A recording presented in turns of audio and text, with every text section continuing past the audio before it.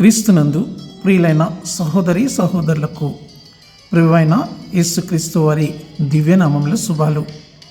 ఈ దినము జీవవాక్కులో కష్టాల్లో ఉండే సహాయము. కీర్తనలు 46వ అధ్యాయము 1వ వచనంలో దేవుడు మనకు ఆశ్రయమును దుర్గమునై ఉన్నాడు, ఆపత్కాలములో ఆయన నమ్ముకొనదగిన సహాయకుడు. దేవుడు మనకు ఆశ్రయము మరియు బలము, కష్టాల్లో ఉన్నప్పుడు ఉండే సహాయము. దేవుడు ఎల్లప్పుడూ మనతో ఉంటాడు.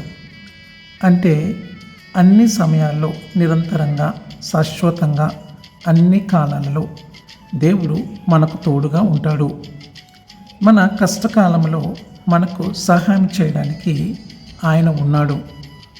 అతను మనకు ఎలా సహాయం చేస్తాడు అంటే, మనకు అవసరమైన వాటిని అందించడం ద్వారా, మన కోసము తలుపులు తెరవడం ద్వారా, మనకు అనుకూలంగా ఉండే విషయాలను సమకూర్చడం ద్వారా. ఆ సహాయం ఎట్లా ఉంటుందంటే, మన అవసరానికి తగ్గట్టుగా ప్రత్యేకమైనదిగా ఉంటుంది. మనము చాలా నిర్దిష్టమైన దేవునికి సేవ చేయాలి. దేవుడు ఎల్లప్పుడూ మనతో ఉన్నందున మనకు ఏమి అవసరమో ఆయనకు ఖచ్చితంగా తెలుసు. ఈరోజు మీరు ఇబ్బంది లేదా ప్రతికూలతను ఎదుర్కొంటున్నారా? దేవుడు మీతో ఉన్నాడని తెలుసుకోండి. సహాయం కోసం అతని వైపు చూడండి.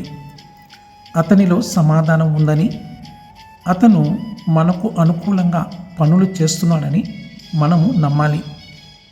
మనము ఆయనను విశ్వసిస్తూ ఆయన నిర్దేశాన్ని అనుసరించడం కొనసాగించినప్పుడు మనము వెళ్ళవలసిన మార్గంలో ఆయన మనల్ని నడిపిస్తాడు.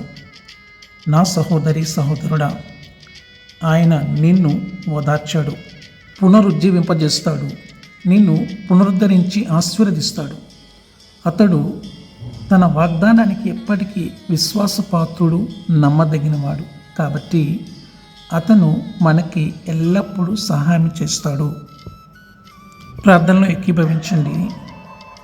తండ్రి, నా కష్టాల్లో ఎల్లప్పుడూ నాతో ఉండి నాకు సహాయం చేస్తున్నందుకు ధన్యవాదాలు.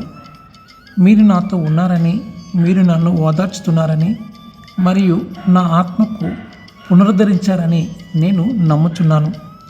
ఎల్లప్పుడూ నీ వైపు దృష్టి ఉంచుతాను.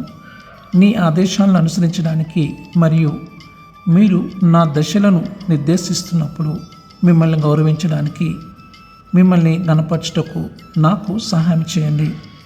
యేసు నామములో ప్రార్థిస్తున్నాను తండ్రి. ఆమేన్.